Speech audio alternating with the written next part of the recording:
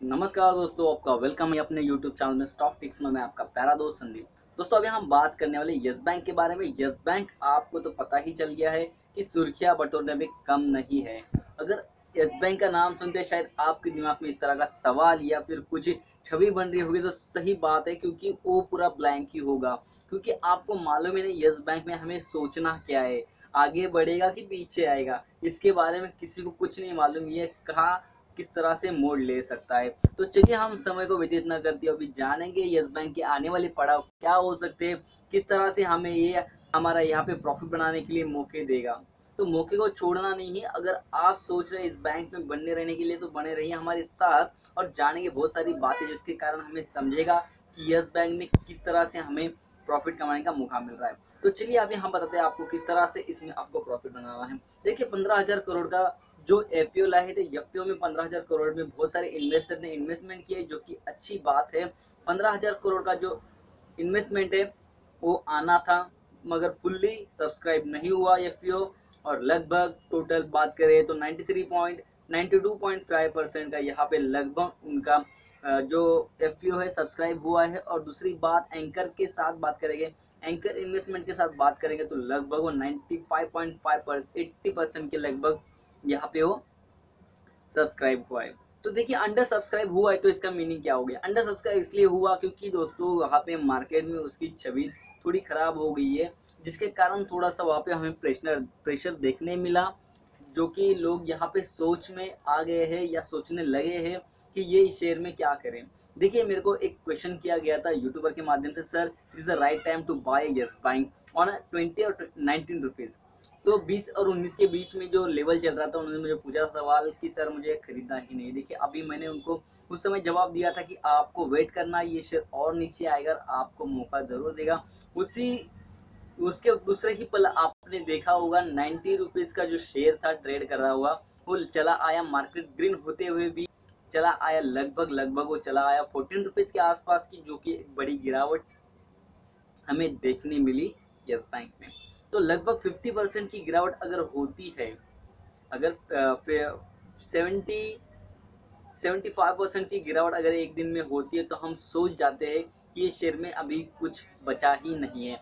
मगर देखिए, yes bank ने कहाँ से कहाँ गिरावट दिखाना शुरू किया। लगभग 404 का उसने हाई बनाया, फिर उसके बाद वो शेयर कंटिन्यूसली नीचे की लेवल दिखाते चला गया है। अभी आप देख सकते हैं वो शेयर कौन से लेवल पे ट्रेड कर रहा है। लगभग वो अपने जो लेवल है उसके 10% का, जो 50% का जो हाई है, उसके लगभग वो 5% के लेवल पे ट्रेड करता हुआ हमें दिख रहा है। तो आपको सोचना है ये जो लेवल है, क्या ये फेयर वैल्यू यहाँ से बन सकता है कि आने वाले दिनों में।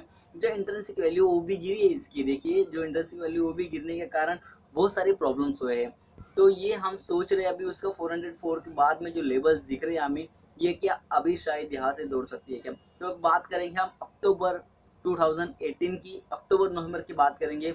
वहाँ पे इस शेयर का जो काला चिट्टा था वो खुलना चालू हो गया था। उसके बाद ये शेयर अपना एनपीए दिखाना शुरू कर दिया। एनपीए दिखाने के बाद इसमें बहुत सारे डाइवर्जन निकलने आए। लगभग हम मार्च की बात करें तो लगभग उसकी एनपीएस 5.35 आसपास बन चुके थे। 5.35% के आसपास उनकी एनपीए बन चुके थे और 1,30,000 के आसपास उनके ऊपर डेट बन चुका है। तो आप सोच सकते हैं कितना बड़ा इस शेयर में डाइवर्जन निकल के आया, जिसके कारण इस शेयर में बहुत सारे प्रॉब्लम चले आए। सबसे बड़ी बात उसका कॉर्पोरेट इमेज खराब होना मार्केट में। दूसरी बात, जो लोगों का विश्वास है वो थोड़ा सा डगमगाता हुआ दिख रहा था हमें। इसमें हर बार यही सोच रहे कि कहीं ना कहीं से इस शेयर में बड़ी गुड न्यूज आए, यहाँ से बाउंस होके बैंक ऊपर चला जाए। मगर इस बैंक में, इस शेयर में, इस कंपनी में कहीं से भी गुड न्यूज आने की कोई बात ही नहीं बची थी। मगर जैसे ही रवनीत गिल ने इसका काम काज संभाला, तो उसके बाद ये शेयर संभालने के बदले वो और ही नीचे गिरता चला गया। तो क्या ये शेयर और नीचे गिरते हुए हमें जो लेवल दिखाना चाहता है, क्या वो लेवल दिखाएगा क्या। तो सबसे पहली बात तो उसने हमें लेवल दिखाने का सोचा ही नहीं है, क्योंकि उसने ऑलरेडी एक लेवल दिखा के रखा है 5 रुपए का। और देखिए एफपीओ ला है 12 रुपए पे। लगभग जो उसका लो है, 52 वीक्स लो है, उसके जस्ट वो पे उन्होंने 100% ऊपर एक अपना क्या रखा है, एफपीओ प्राइस रखा है। देखिए, एफपीओ प्राइस जैसे ही आएगा, कुछ बड़े बड़े इन्वेस्टर उस लेवल पे खरीद लेंगे शेयर को, कम से कम वो आगे बढ़ा के लेके जाएंगे 16 17 और 23 रुपए तक, क्योंकि उनको मालूम है ये छोटा सा रेजिस्टेंस बना है 19 और 20 के बीच में, तोड़ के जाएंगे हम 23 तक, क्योंकि 23 पे बहुत बड़ा रेजिस्टेंस है। वहां से वो रिटर्न आएंगे, मतलब क्या होगा, वहां पे बड़ी बड़ी वैल्यू सेल हो सकती है। खुद को बचाने के लिए आपको प्रिपेयर रहना है। आपको भी बड़े बड़े जो ट्रेडर है, इन्वेस्टर है, क्यूआईपी वाले हैं, उनके साथ ही ट्रेड करके अपना पैसा बनाना है। अगर आप सोच रहे हो इसमें शायद बड़ी न्यूज आ सकती है, तो दोस्तों आप सही सोच रहे हैं, क्योंकि इसमें आने वाले दिनों में लिक्विडिटी अवेलेबल हो सकती है, जिसके कारण इसमें बहुत सारा आपको प्रॉफिटेबल वेव्स आते हुए देख सकते हैं। प्रॉफिट की वेव्स आ सकती है। देखिए वाइबल होना मतलब क्या होना है, आपके क्वार्टर बाय क्वार्टर आपका ये रिजल्ट है वो बेटर होते जाना, इसका मतलब है आपका जो बिजनेस वाइबल होते जा रहा है। तो इसमें आपको प्रॉफिट मिलेगा, तो डेफिनेटली बहुत सारे इन्वेस्टर अपना पैसा लगाने की कोशिश जरूर करेंगे और प्राइस वैल्यूएशन बढ़ते जाएगा, क्योंकि बैंक के पास लिक्विडिटी है और एनपीएस कम करने के लिए कुछ ना कुछ रास्ता निकालने की कोशिश जरूर करेंगे। मगर ये बात यहीं पे खत्म नहीं होती, हम जाएंगे 2018 के शुरुआती से अक्टूबर नवंबर के शुरुआत में और पूछेंगे 2020 के मार्च में क्या हुआ था। तो देखिए ये डाइवर्जन बढ़ गया मार्च में लगभग 5.35% के आसपास, और ये डाइवर्जन इतना वास्ट हो गया कि यहाँ पे कॉर्पोरेट इमेज को धक्का बैठते हुए लोगों ने अपना सेंटिमेंट खो दिए और उन्होंने अपनी वैल्यू बेचना शुरू कर दिया या फिर अपने शेयर बेचना शुरू कर दिया।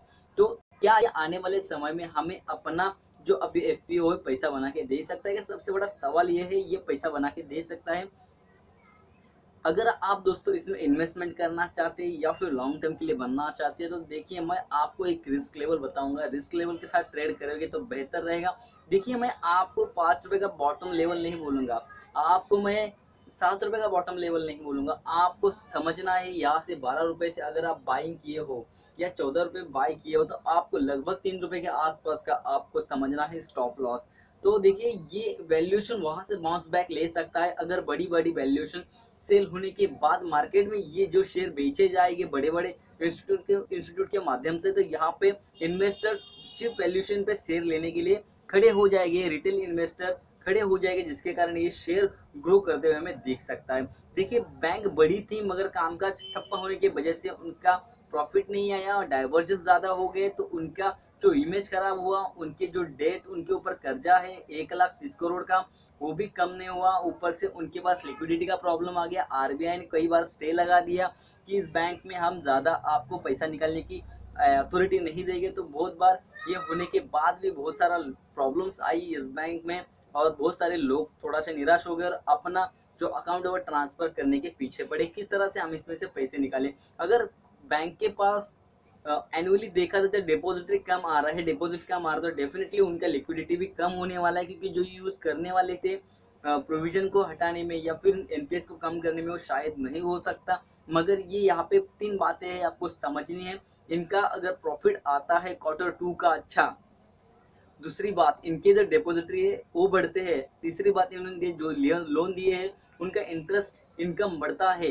तो ये डेफिनेटली ये 3 चीजें हैं, नेट इनकम इंटरेस्ट रेट बढ़ता है इनका, तो डेफिनेटली ये 3 चीजें यस बैंक को ऊपर लाने की कोशिश जरूर करेंगे। अगर आप सोच रहे इन्वेस्टमेंट के बारे में, जैसे मैंने कहा 3 रुपए के एक बॉटम लाइन पे आपको एक स्टॉप लॉस लगाने की कोशिश कीजिएगा और जहाँ पे खरीद रहे हो वहां से उसको नीचे ही और नीचे और नीचे एवरेज करते चलिएगा। जैसे आपका एवरेज के ऊपर चला जाता है प्रॉफिट, तो आपको उसको सेल करके निकल जाना है, या फिर आपको आपके ऊपर निर्भर करता है किस तरह से उसको लॉन्ग टर्म में कन्वर्ट करना है, या फिर आपको उसको मिड टर्म में ही निकल देना है, या फिर मूविंग एवरेज में हम कह सकते हैं, या फिर हमारा स्विंग ट्रेड में निकाल देना। ये डिपेंड करेगा आपके ऊपर। मैंने जो आपके सामने इन्फॉर्मेशन रखी यस बैंक के बारे में, कई दिनों से देखा जा रहा है कि यस बैंक में कंटिन्यूसली गिरावट आ रही है, तो इसका मीनिंग ये नहीं कि यस बैंक अभी खत्म हो जाएगा। दोस्तों खेल अभी शुरू हुआ है।